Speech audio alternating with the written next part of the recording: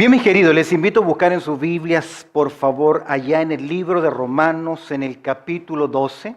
Libro de Romanos, en el capítulo 12. ¿Cómo debemos vivir entonces? Si abres tu Biblia, por favor, en el libro de Romanos, vamos a considerar los primeros versículos de esta interesante porción, de este interesante libro. Alguien me dijo una vez lo siguiente, presta atención, no importa lo que yo hago con mi vida. Total, Dios ya me perdonó porque ya hice la oración. No importa lo que yo haga. Y déjame decirte algo que a veces nosotros nos hemos equivocado en poner tanto énfasis en que alguien haga la oración para recibir a Cristo o que levante su mano, que hemos hecho de esto la doctrina del decisionismo. Entonces, vamos preguntándole a las personas, ¿hiciste ya la oración? ¿Hiciste ya la oración? Como que pareciera que si hizo la oración ya es salvo y si no hizo la oración ya no es salvo. Pregunta, ¿dónde dice la Biblia que yo debo hacer esa oración para ser salvo? No encontramos esta verdad en las Escrituras con el énfasis que nosotros le damos. Alguno me ha dicho, pero yo hice la oración porque yo le dije, como dice Apocalipsis, capítulo 3, verso 20, he abierto la puerta de mi corazón y le he dicho a Jesús que entre a mi vida. Está bien.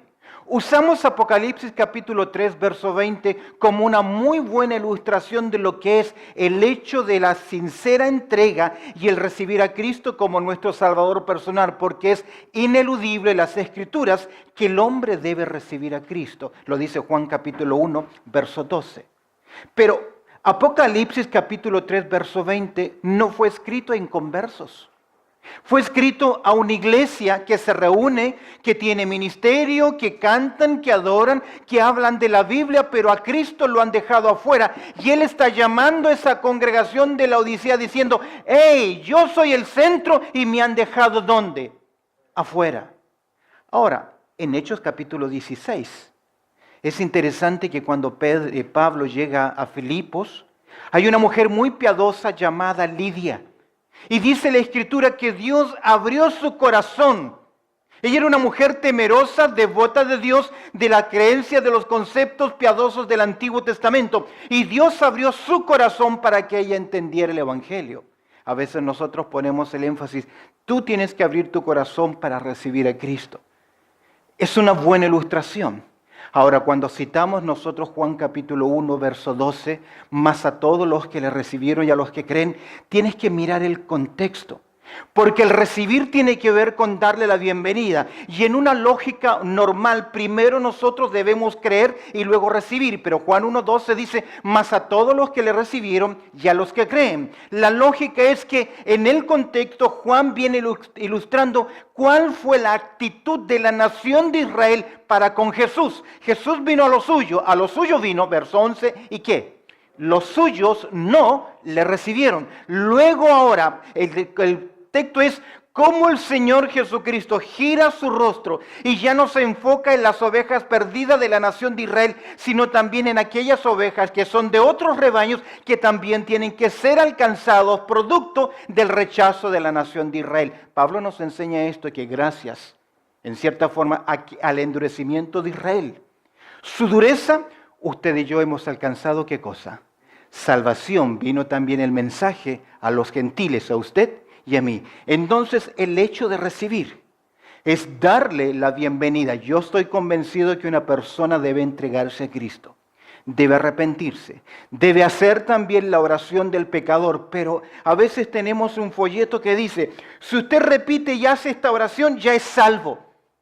No es tan cierto, no es tan cierto, porque la salvación es más que sencillamente repetir una oración, es una entrega. Es por eso que en el Evangelio de Juan, la mejor palabra que utiliza el escritor para describir acerca de ese cambio es los que creen.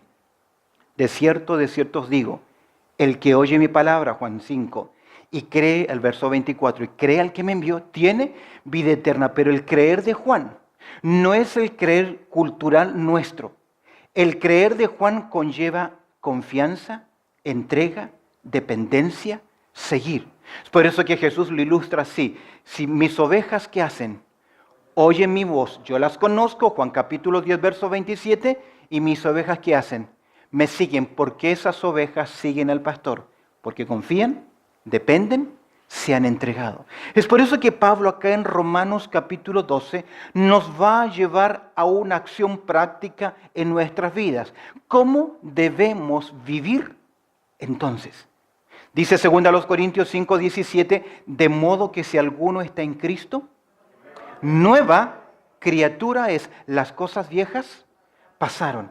A veces me parece que el cristianismo vive como aquellos tiempos de los años 1500, cuando se produjo la Reforma. Algunos creen que ya compraron la indulgencia. Yo ya hice la oración, yo ya compré mi indulgencia, no importa lo que ya haga, tengo miles de años de ¿qué? De perdón, cuando Pablo dice que nuestra salvación debe ser cuidada con temor y temblor. No porque se pierde, sino que porque debe haber de parte de nosotros sinceridad en la decisión que hemos tomado. Perseverar en nuestra fe. No perseveramos para ser salvos. Perseveramos porque somos ¿qué?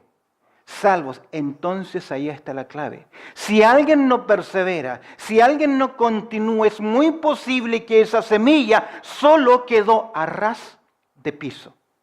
No entró y no dio el fruto que Dios esperaba, porque Dios espera que toda persona que ha nacido de nuevo, que esa semilla que ha sido implantada en su corazón pueda dar ¿qué cosa?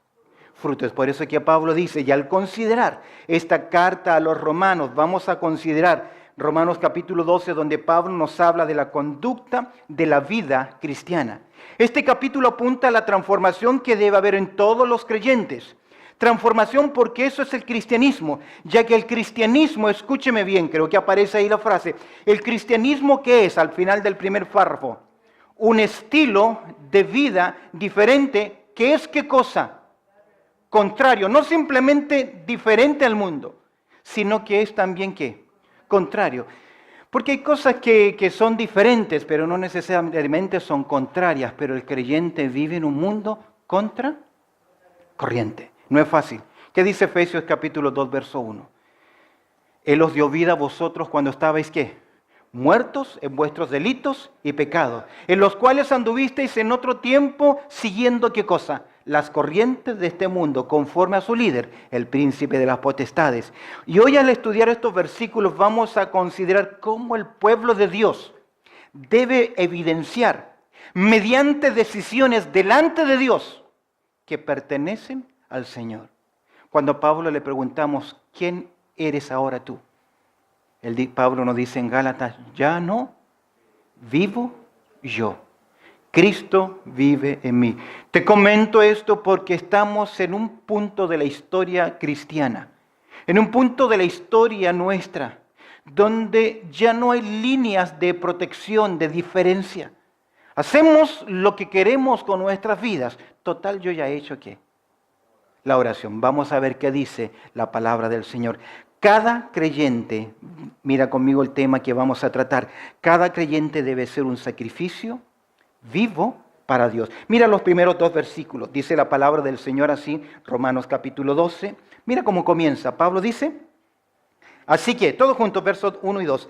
Así que, hermanos, os ruego por las misericordias de Dios que presentéis vuestros cuerpos en sacrificio vivo, santo, agradable a Dios, que es vuestro culto racional. No os conforméis a este siglo, sino transformaos por medio de la renovación de vuestro entendimiento, para que comprobéis cuál sea la buena voluntad de Dios, agradable y perfecta. Dios ordena que su pueblo, sus hijos, sean personas consagradas o dedicadas a Él. Dios llamó a la nación de Israel y le dijo, ustedes son mi pueblo. En Levíticos capítulo 19, verso 2, Dios le dice a la nación de Israel, santos seréis. Porque santo es ¿quién? Jehová vuestro Dios. ¿Y qué significa santo? Apartado. ¿Qué significa iglesia?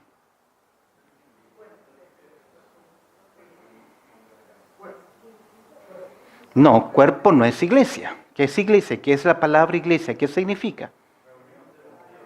Convocados, llamados, kaleo, eclesía, llamados aparte, llamados a un lado. Históricamente en el mundo griego clásico jamás la palabra eclesía fue utilizada en el mundo religioso, sino que fue utilizada para hacer una convocación, llamar una asamblea, llamar a un grupo de personas. Eso es, pero el Espíritu del Señor le da el sentido de que la iglesia es ese grupo de personas llamados, convocados por el Señor Jesucristo, y ahora usted y yo somos, ¿qué? Apartados para Él. Es por eso que eclesía guarda mucha relación con santidad. Santo, Dios dijo a la nación de Israel, ustedes deben ser santos porque son un pueblo separado para mí. ¿Cómo debemos ser nosotros los creyentes? Primera de Pedro, capítulo 1, verso 15, Pedro dice, sed santos ¿en qué? En toda vuestra manera de vivir, dedicados para Dios. Primera a los Corintios 10, 31, Pablo dice, si comes, si bebes, si haces cualquier otra cosa, ya que eres santo, hazlo ¿para quién? Para la gloria de Dios. Así que Pablo comienza diciendo, así que, verso 1 del capítulo 12.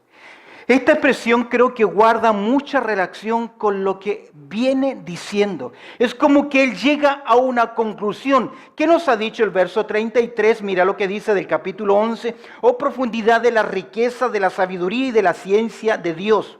Cuán insondables son sus juicios e inescrutables sus caminos. Mira el verso 34. Porque ¿quién entendió la mente del Señor? ¿O quién fue su consejero? ¿O quién le dio a él primero para que le fuese recompensado? Porque de él y por él y para él son ¿qué? Todas las cosas, a él sea la gloria por los siglos. Amén. Pablo entiende que todo lo que hay, que todo lo que existe es para la gloria de Dios. Y al hacernos pensar en la gloria de Dios, en la adoración a Dios, lo que el hombre debe confesar, lo que el hombre debe declarar, entre paréntesis recuerda que el propósito de Dios de buscar al hombre es que Dios busca ¿qué? Adoradores que le adoren ¿cómo? En espíritu y en verdad. Pablo termina en adoración y luego que reflexiona en la adoración, ¿qué nos dice? Así que Pablo lleva a sus lectores a que el pueblo del Señor debe saber adorar a Dios. Me encanta y me detengo acá. Confundimos, y lo vamos a ver más adelante, adoración con sentimientos, con emociones, con sentirnos bien. La gran parte de la adoración que hay en el pueblo del Señor es cómo yo me siento. No está mal. Yo creo que Dios nos creó intelecto, emoción y voluntad. Pero creer que adorar a Dios es solamente sentirme bien, quebrarme y porque levanto mis brazos y lloro y hay lágrimas o hay aplausos y hay saltos porque me siento bien, significa que adoré bien al Señor. No es cierto. No es cierto. La adoración es conforme a las Escrituras y es en espíritu porque no obedece a formas. Nuestras iglesias de línea fundamental o línea fundamentalista, muchos han creído que la única forma de adorar a Dios es con himnos, sentados, sin ninguna muestra de emoción. Y cuidado con una mano arriba y con las palmas porque eso es emoción. Y cuidado con coros modernos porque hay que cantar música sacro-santa. Ese fue el concepto que hemos heredado, pero sigue siendo también forma. Dios nos dijo, nos dio una función. Quiero que mi pueblo le adore. Me encanta cuando Pablo nos enseña sobre la vida práctica. Debe haber salmos, debe haber himnos y ¿qué más? Cánticos espirituales. No le digan a nadie, pero salmos significa una música acompañada de ritmo de tambor, de palmas o del rasgueo de las guitarras.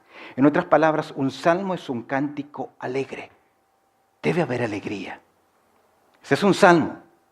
Debe haber himnos que declaren nuestra confianza, nuestra dependencia, nuestra fe. Normalmente nuestros himnos se caracterizan porque tienen estrofas y algunos tienen coros. Ya son estructurados porque hay estrofas de por medio.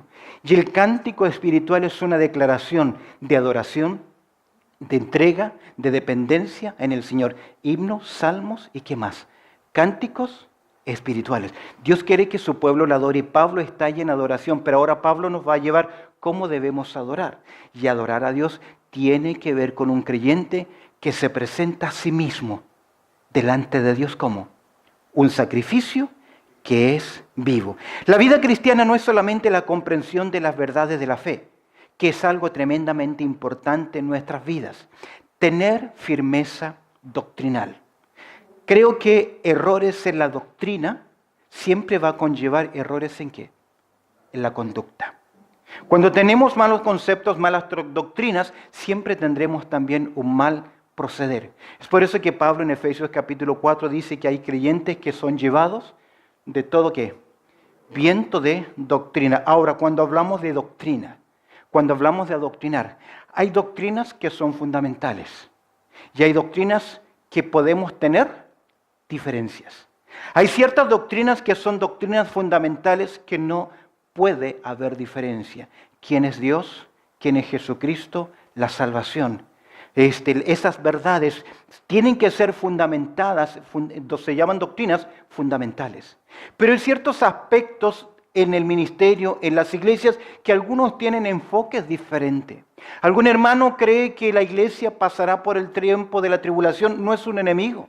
Si es una milenialista, no estoy de acuerdo con él, pero no es mi enemigo, porque coincidimos en doctrinas que son ¿qué? Fundamentales, el Señor, Cristo y la Biblia. Y entre paréntesis, hay tantos creyentes que viven tanto hablando de que el Señor viene, que es su segunda venida, que las señales y aquellos, y desesperadamente quieren anunciar que Él ya viene, cuando el mundo todavía no conoce su primera venida.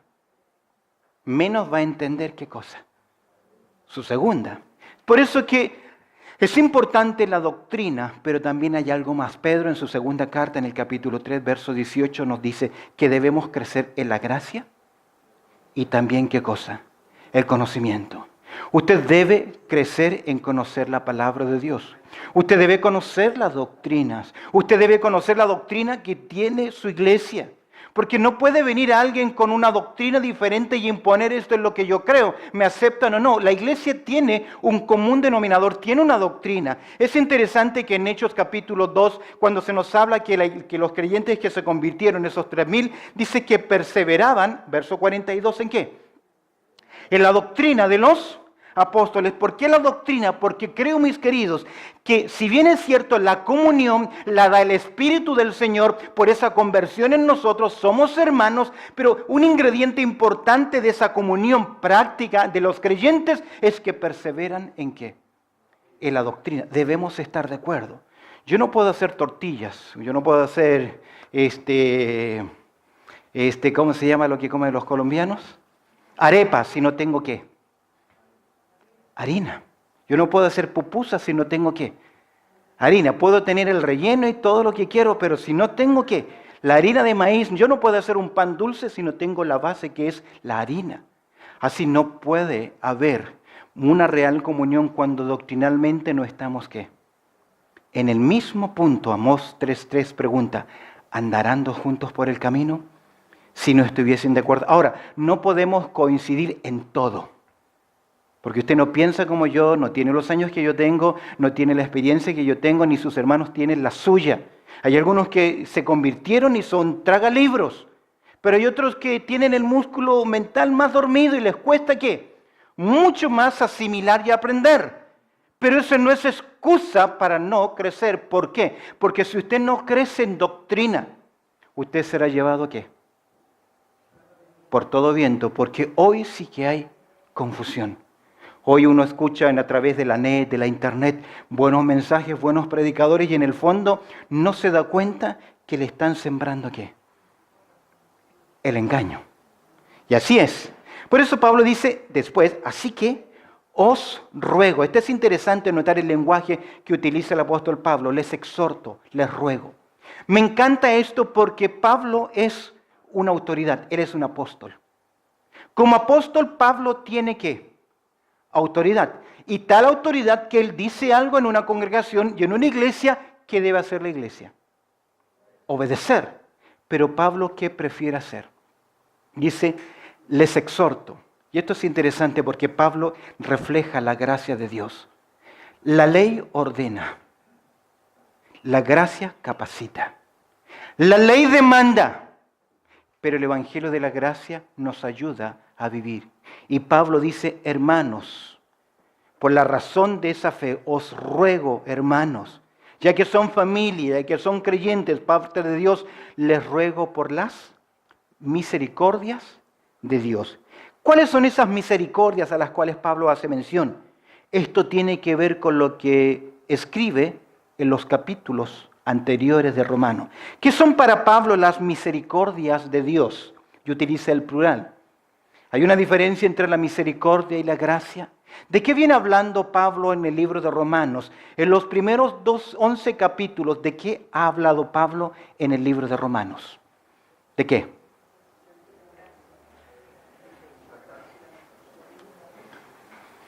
¿Ya? ¿De qué ha hablado? Si yo puedo resumir los primeros 11 capítulos, puedo decirlo así. La justificación por medio de la fe. Se dice que la carta a los romanos fue escrita como si hubiese un proceso judicial, como si Pablo estuviese presentando una defensa. Para presentar una defensa tiene que haber un caso. Y Pablo presenta que el justo, por la fe, vivirá. Eso es lo que él tiene que defender. Pero para demostrar las misericordias de Dios, ¿cómo es la misericordia de Dios? Que el justo por la fe vivirá. ¿Qué son las misericordias de Dios? Que el hombre siendo culpable puede ser perdonado delante de Dios. Es por eso que en los primeros 3 capítulos Pablo tiene que demostrar que la humanidad está en pecado. Y sabes tú que en el capítulo 1 muestra que todos los paganos, todas las tribus del pasado, están bajo el juicio de Dios. Y usted podría decir, entonces Dios es injusto, porque les condenó sin darles la oportunidad de ¿qué? De que se les predicase el Evangelio. Siempre hay alumnos, hay personas con esas curiosidades y siempre me preguntaron, ¿qué pasó con los mayas, con los incas y los aztecas? Que nunca les llegó, ¿qué cosa? El Evangelio. ¿Se condenaron porque no oyeron el Evangelio? En Romanos capítulo 1 Pablo muestra el por qué ellos se condenaron. Porque lo que es invisible de Dios, verso 21, su eterno poder y deidad dice que se hacen ¿qué? Claramente visible por medio de las cosas hechas. Y agrega Pablo, de modo que no tienen excusa. Ellos tuvieron la luz suficiente, la revelación suficiente para con la poca luz que ellos tenían, las verdades que ellos tenían, la ley escrita en sus corazones, Romanos 2, verso 14, 17, y la voz externa de Dios, ellos tuvieron la luz suficiente, aunque no conocen al Dios del cielo, no conocían cuál era su nombre, pudieron haberlo ¿qué? Adorado, pero ¿qué hicieron? Cambiaron la gloria de Dios por cosas corruptibles. Salmo 19:1, usted lo conoce. ¿Qué dice el verso 1? ¿Quién comienza? ¿Le doy la primera palabra? Los. Ok, los cielos ¿qué hacen? Cuentan la gloria de Dios. Y el firmamento ¿qué hace? Anuncia, ¿qué cosa?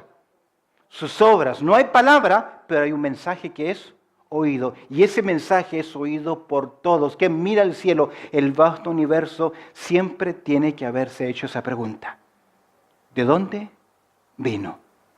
Si yo soy un ser racional y aquí hay una creación, de alguna parte pudo venir. Es por eso que en Romanos capítulo 1 Pablo presenta que el mundo pagano están bajo pecado y condenación. ¿Por qué? Porque rechazaron la voz externa de Dios. Y en el capítulo 2 rechazaron la voz interna de Dios, que es la conciencia, la ley escrita en el corazón de los hombres, que dictamina bueno y malo. Si bien es cierto, la educación y la formación pueden afectar la conciencia, Dios en todos los seres humanos puso su voz, puso el temor, concepto bueno y malo. Que la vida y la experiencia pueda cambiar y ser moldeado, claro que sí. Pero Dios puso esas verdades en nuestro corazón. Y al decir esto en el capítulo 2 y el capítulo 3 nos demuestra que si bien es cierto los paganos el mundo que no conoció de Dios está bajo el juicio, también los moralistas religiosos en el capítulo 2. Aquellos que abrazan una religión, aquellos que abrazan un credo y que creen que son buenos y que son salvos por las buenas cosas que hacen Pablo en el capítulo 2 y el capítulo 3 demuestra que también están bajo pecado. Y aún el legalista judío, porque los judíos decían nosotros tenemos la ley. Nosotros hemos recibido la voz de Dios. Y eran extremistas en esto. Pablo les va a decir que no importa, paganos, moralistas religiosos o legalistas religiosos. No hay quien busque a Dios, ni siquiera que uno. Todos se desviaron. ¿Y cuál es la conclusión de Pablo en el capítulo 3, verso 23 de Romanos? ¿Cuál es la conclusión? Romanos 3, 23. ¿Por cuánto qué? ¿Quiénes son todos? Los paganos, los moralistas, los religiosos legalistas. Pablo dice, ¿por cuánto qué? Todos pecaron. ¿Con ley o sin ley? Todos están bajo pecado. Entonces él muestra la culpabilidad ¿de quién? De todos los hombres. Entonces todos están ¿qué? Bajo pecado. Desde el verso 23 en adelante podemos ver que ahora la provisión de Dios podemos ser justificados ¿cómo? Gratuitamente por medio de la fe. Es por eso que en el capítulo 4 el apóstol Pablo va a presentar al gran ejemplo de la fe. ¿Quién es? Abraham. Y Pablo va a decir, porque algunos creen que Abraham fue salvo por sus obras. Y hay una creencia entre el pueblo del Señor que en el Antiguo Testamento los creyentes fueron salvos por obras. Escúcheme bien, nunca la salvación fue por obras, siempre fue por gracia, siempre fue por fe y siempre ha sido por un sacrificio por sangre. Siempre hay un sustituto, alguien que toma el lugar de alguien. Cuando Dios saca a Adán y Eva y viste la desnudez de Adán y Eva, ¿qué tuvo que sacrificar Dios? Un animal, posiblemente un cordero. Siempre es por sangre. Cuando Dios decide destruir a la humanidad, ¿por qué salvó Dios a Noé? ¿Qué dice la Escritura? Porque Noé halló ¿qué? Gracia ante los ojos de Dios. Y en Efesios, en Romanos capítulo 4, Pablo nos dice, le dice a los romanos, nos escribe a nosotros, que Abraham no fue justificado por sus obras, sino que él fue justificado porque creyó ¿qué? ¿Por fe? ¿Por fe? ¿Cuál es el argumento de Pablo? Que el justo ¿qué? Por la fe vivirá. Y en el capítulo 5, verso 1, ¿qué nos dice? Romanos 5, 1. Justificados ¿qué? Pues por la fe tenemos paz para con Dios. ¿Por qué podemos ser libres? Romanos 5, Romanos 6, porque Dios envió a un segundo hombre. Porque así como en Adán todos mueren, en Cristo todos son ¿qué? Justificados. Y Pablo demuestra la misericordia de Dios en ese gran plan de salvación. Que viendo al hombre en su bajeza, en la condición que estaba, tan perdido, fue movido a misericordia. Romanos 5, 8, ¿qué hace Dios? Muestra ¿qué? Su amor para con nosotros. Y ahora en Romanos 6, 23, Él nos dice, conclusión, el que quiere vivir en su pecado y no obedecer a la gracia, ¿qué? La paga del pecado es muerte, más la dádiva de Dios es vida. Ahora, creyentes en Romanos capítulo 6, y Pablo fue acusado de esto, de vender una gracia barata. ¿Sabes qué decían los judaizantes y los enemigos de Pablo? Este Pablo dice que hay que recibir a Cristo, hay que creer por la fe y no importa luego lo que hagas. ¿Cuál es el argumento de Pablo en Romanos capítulo 6? ¿Perseveraremos en el pecado para que la gracia abunde? ¿Qué? De ninguna manera. ¿Cómo es posible, dice Pablo, aquellos que han muerto, si mi carne ha muerto posicionalmente, si mi viejo hombre murió en la cruz con Cristo, cómo es posible que yo siga bajo su esclavitud? En el capítulo 7 lo muestra. Hay una ley de carne en nosotros. Y Pablo dice, ¡ay de mí! ¿Quién me librará de qué? De este cuerpo de muerte, porque a pesar de que somos salvos, justificados por medio de la fe, que entendemos el Evangelio, la carne sigue siendo ¿qué? Poderosa. Y si yo alimento día a día mi carne, ella dominará mis acciones, mis decisiones. Por eso Pablo dice, ¿quién me librará de qué? Y dice, ¿este cuerpo de qué? De muerte. Pablo utiliza la tortura romana con algunos condenados. ¿Sabías tú que a veces para producir Roma, aquellos prisioneros encarcelados, dolor o disciplina, los hacían caminar largas distancias, días enteros, y les amarraban a la espalda un cadáver? Para que ese hedor de ese cadáver traspasase, usted sabe, el olor fuerte de lo que es carne descompuesta. Por eso que Pablo dice, ¿quién me puede librar de este cuerpo de maldición, de este cadáver que llevo conmigo? Porque usted y yo tenemos luchas fieras con la carne, con nuestro ego, con nuestro orgullo, con nuestra pasada manera de vivir. Y Pablo, al considerarse miserable, nos lleva al capítulo 8. Mira las misericordias de Dios. Condenado, me ha perdonado, estoy luchando, pero en el capítulo 8 Dios nos ha dado algo increíble. ¿Sabes qué es algo increíble? El Espíritu de Dios en nuestras vidas.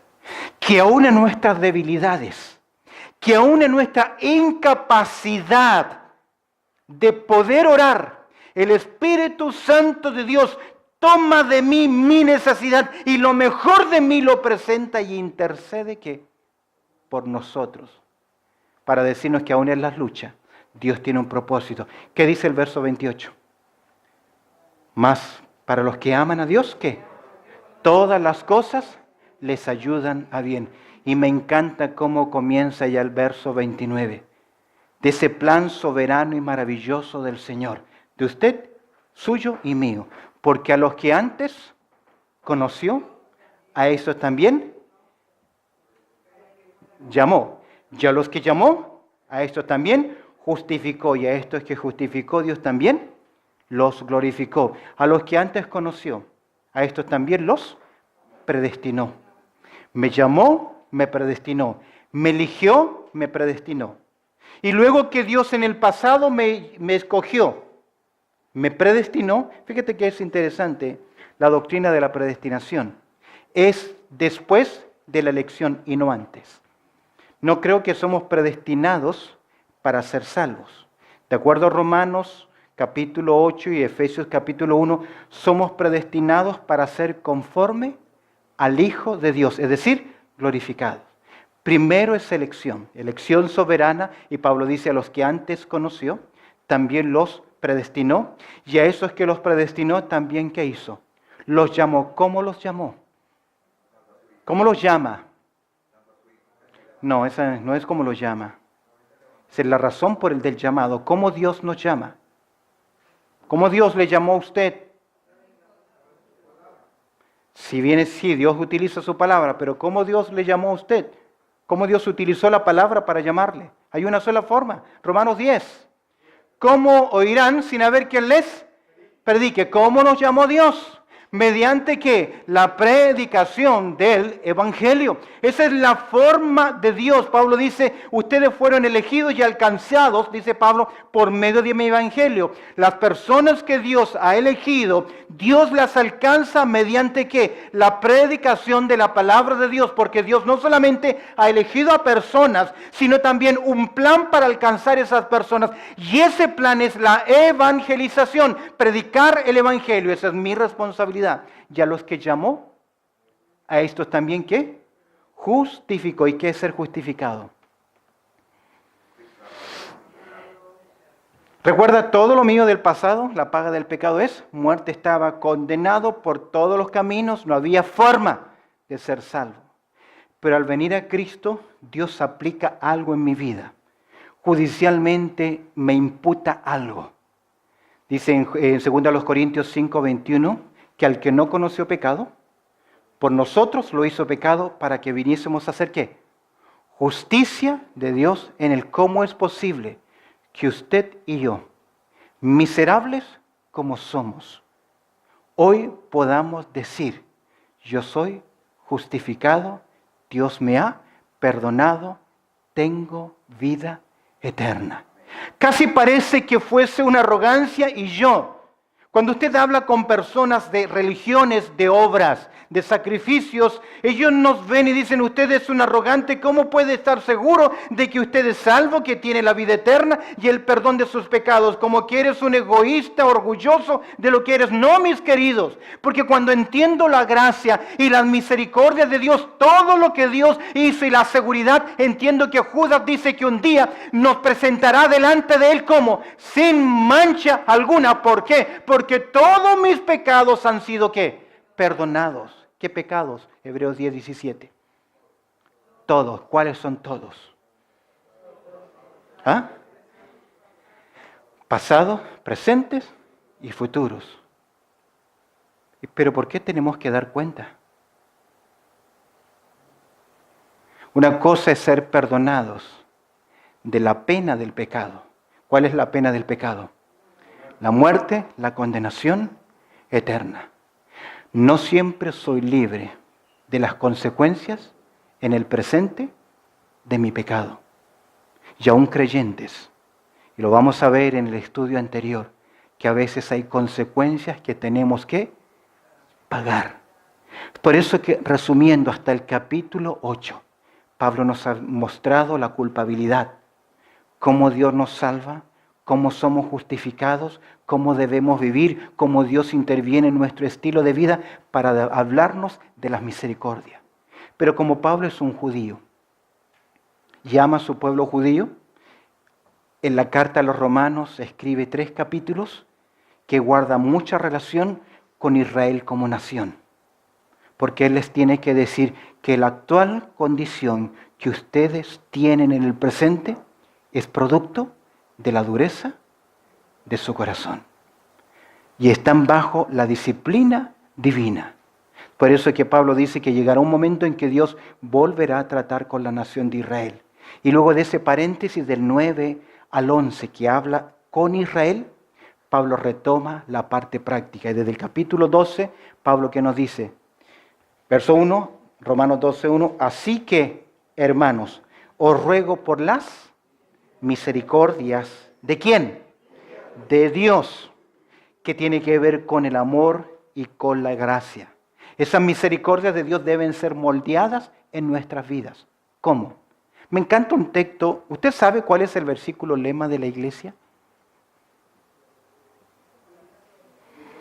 Tito capítulo 10, verso 11, dice, porque la gracia de Dios se ha manifestado para salvación a todos los hombres. Y el verso anterior hay algo fantástico que escribe Pablo a Tito. Dice, porque en todo adornes la doctrina de nuestro Salvador. Usted y yo debemos adornar la doctrina. Una casa ya puede ser bella. Una mujer puede ser muy bella. Pero a veces cuando se arregla, se pone sus cosas, se viste, se está poniendo ¿qué? Adornos. ¿Para qué son los adornos? Para lucir, para exhibir. Usted pone adornos en su casita porque ya es linda y quiere verla ¿qué? Mostrarla ¿qué? Más bella, más linda. Así los creyentes. Los adornos que deben manifestar, ¿qué son? ¿Qué es su adorno? Su conducta, su buen proceder, su forma de actuar. Lo que Dios ha hecho por nosotros debe ser la motivación. Creo que hay una frase acá, permíteme. Sí, en la segunda página, lo que Dios ha hecho por nosotros debe ser la motivación suficiente para dedicar nuestras vidas a Dios y nuestra ¿qué? Consagración a Él. Ya que hemos considerado los privilegios de la gracia, la misericordia de Dios, manifestada a través de la persona de Cristo Jesús, ya que hemos considerado los privilegios de la gracia, ahora debemos considerar ¿qué cosa? Los principios de la gracia. Pablo nos exhorta acá, mira conmigo en verso 12, a la consagración a Dios, y la consagración es una entrega que debe ser en nosotros voluntaria. Como cuerpo, como iglesia, al mirar estas porciones vemos las características y las condiciones de nuestra consagración a Dios. ¿Cómo debe ser nuestra consagración a Dios? Primero, debe ser ¿qué? Consciente.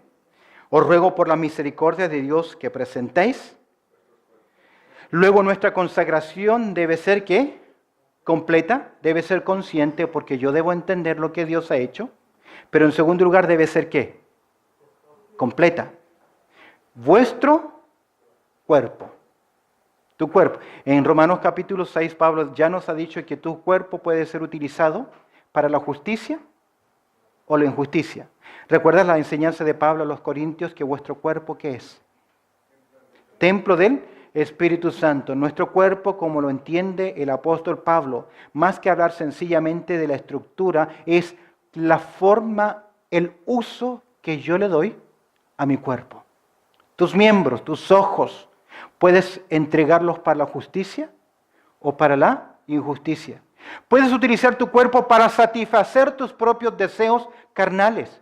Pero Pablo dice que una verdadera consagración se logra cuando no simplemente nos entregamos en mente o en emoción, sino cuando entregamos también nuestro cuerpo reflejado a través de nuestra voluntad.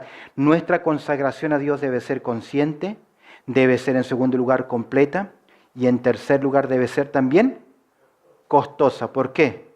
Porque hay una decisión que se tiene que tomar. Hay un precio. ¿Sabe cómo se llama eso? La disciplina en la vida cristiana. ¿Sabes que nosotros nos acostumbramos a los beneficios de la gracia? Queremos ser alimentados, comer de los panes, de los peces. El otro día pensaba en ese milagro. 5 panes y 2 peces. No sé si a usted le gusta el seafood, la comida de mariscos o el pescado. Hay algunas personas que no le gusta, que luchan con eso.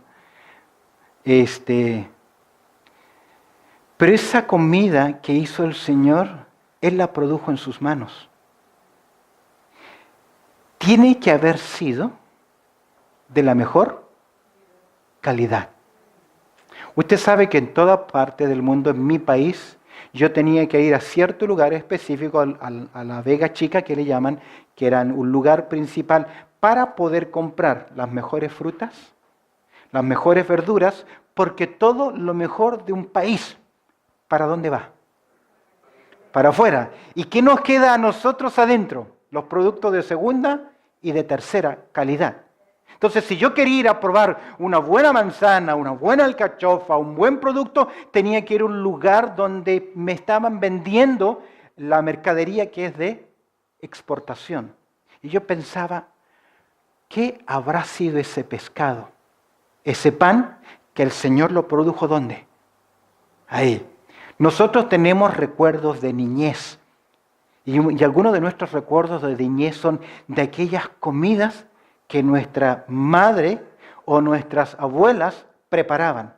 Hay ciertos sabores. Yo me encanta hacer espaguetes, fideo a la bolognesa o con tuco, como le llamen. Me encanta. Pero años cocinando no logro encontrar ese sabor que le daba a mi abuela a esos fideos. No le llega a la medida. Queremos disfrutar de eso. Pero ¿cuántos creyentes disfrutan solo de la gracia, de la misericordia de Dios, de los beneficios morales del cristianismo, pero nunca hay en ellos una real consagración que sea consciente, que sea completa, que sea costosa? Costosa es porque yo debo presentarme en un sacrificio vivo, santo y ¿qué más? Que sea agradable a Dios. Por lo general vivimos haciendo lo que le agrada a quién? A nosotros. Y no queremos preguntarnos si le agrada al Señor. Entonces, ¿cómo debemos vivir? ¿Llevamos un cristianismo de indulgencia? Yo ya hice ¿qué? La oración, no importa de aquí adelante. ¿O realmente yo voy a ser consecuente? Porque Pablo dice, os ruego por las misericordias de Dios. Terminamos en palabra de oración y tenemos lección para la siguiente semana o el siguiente estudio bíblico. Oramos al Señor.